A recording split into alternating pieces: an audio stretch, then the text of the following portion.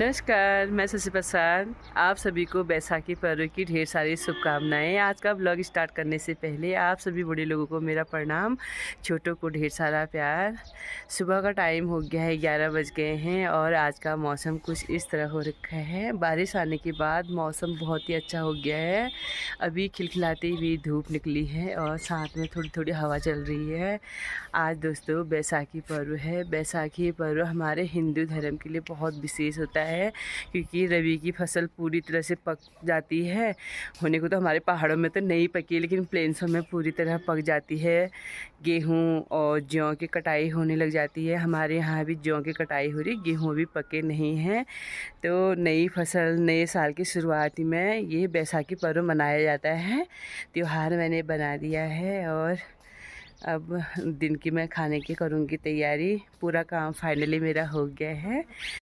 आजकल पहाड़ों में धान बोने का काम हो रहा है। उपराव वाले खेत में धान बोए जा रहे हैं और जब हमारा जौ कट जाएगा, जौ कटने के बाद उसमें रखा जाता है बिनौड़ा। धान का बीज रखा जाता है जो पानी वाले होते हैं, यानी कि हम रुपाई लगाते हैं, वो बीज रखेंगे। जौ कटने के बाद उस खेत की हम सफाई करेंगे, उसमें गोबर वोबर डालेंगे। उसके बाद उसमें रखा जाएगा बिनौड़ा। जो अभी उपराव वाली खेती है उसमें पहले बोया था रागी, यानी कि मडवा। उसको मडवा काटने के बाद 6 महीने तक खेतों को छोड़ दिया जाता है। उसमें गोबर रखते हैं खेत में। मौसम थोड़ा हल्की फुल्की बारिश होने के बाद फिर खेतों की होती है जुताई।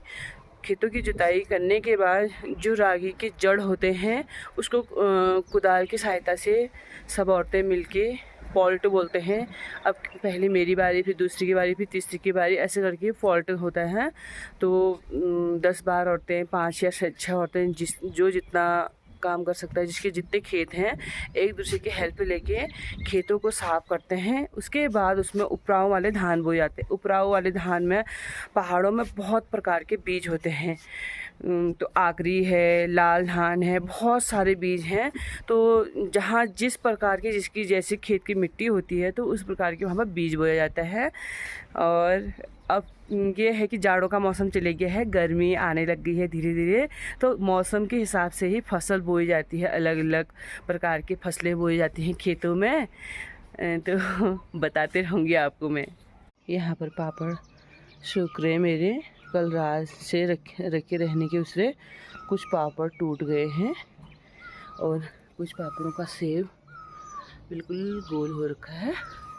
अब ये धूप में सूख जाने के बाद हो जाएंगे रेडी। जौ को ऐसे पैरों से कर रही हूँ मैं।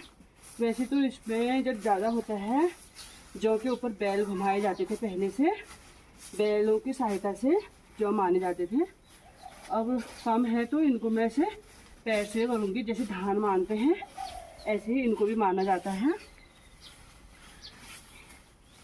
ये पहाड़ी पैर हैं, इनमें कोई वैक्स नहीं होता है, कोई एडिक्योर पेडिक्योर नहीं होता है। पहाड़ी पैर वैसे ही मजबूत है। ये जौ के आगे से बहुत नुकीले नुकीले होते हैं, लेकिन ये जौ बारिश की उसकी भीगी थी तो सॉफ्ट हो रखे हैं, नहीं चुभ रहे हैं वैसे ज़्यादा।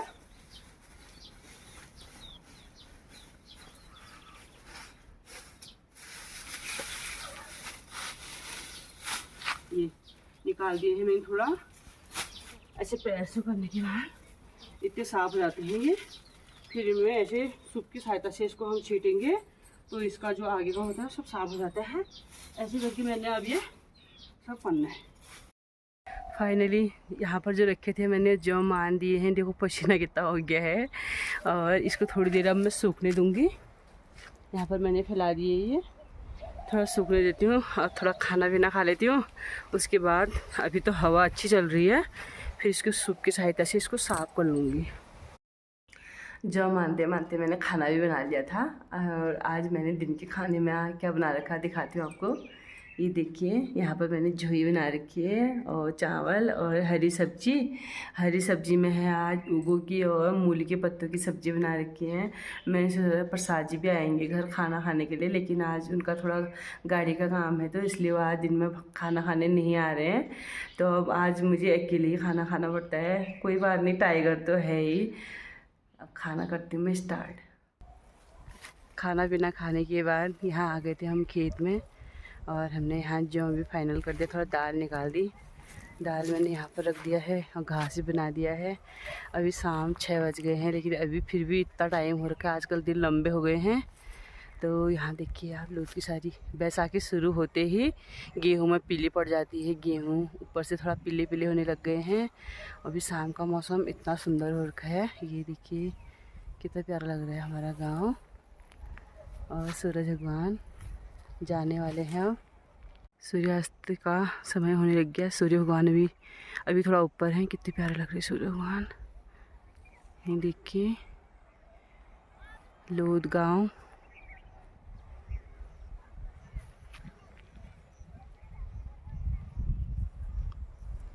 बब्बी की मम्मी आ रही है घर को। निकलते हैं हम घर को। खेत में से आ गए हैं घर। अब चल रहा है हमारा चाय पानी। चाय पानी में मैंने पापड़ तले हैं, जो कल रात बना रही थी मैं, वाले पापड़ हैं ये चावल के। और यहाँ पर हमारा चल रहा है चाय। शाम का टाइम हो गया है। शाम के टाइम पर चाय अच्छी लगती है। एक तो खेत में से आओ तो थके हुए चाय ज़्यादा ही पीने को मन करता है। पहाड़ी लोगों का तो ये पक्का ही है कि कुछ मिले ना मिले चाय ज़रूर चाहिए। यहाँ पर अभी मैं डिनर में आज बनाऊंगी, ये है कलौ, यानी कि मटर से थोड़ा छोटा होता है ये, और इसके अंदर इतने छोटे बीज होते हैं। इसको मैं रोटी के अंदर भरूंगी। इसकी पूड़ियाँ भी बनाते हैं, लेकिन मैं पूड़ी नहीं बनाऊंगी अभी। आज सुबह हमने पूड़ी खा रखी है, तो अभी मैं इसकी बनाऊंगी रोटी। रवि की फसल जैसे पक के तैयार हो जाती है, तो ये देखो आप कलौ पक के तैयार हो गई है। बैसाखी के दिन इसकी रोटी बनाई जाती है, तो पूड़ी बनाई जाती है।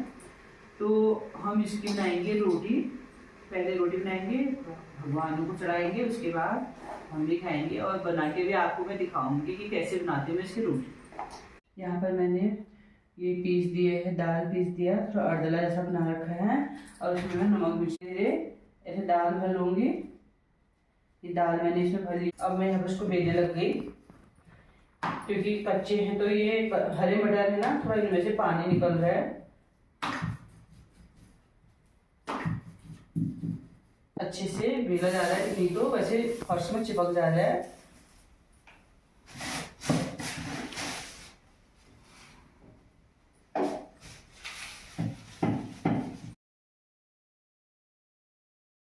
बना दी है मैंने यहाँ पर रोटी।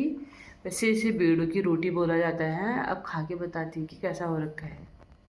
खाना पीना हो गया है, और आप भी ज़रूर एक बार दाल वाली रोटी ट्राई करें। मैंने तो दाल वाली रोटी बनाई, बहुत ही अच्छी रोटी बनी थी। आप भी ज़रूर बनाएं। बनाने की बात कमेंट में ज़रूर बताएं कि आपकी रोटी कैसी बनी थी।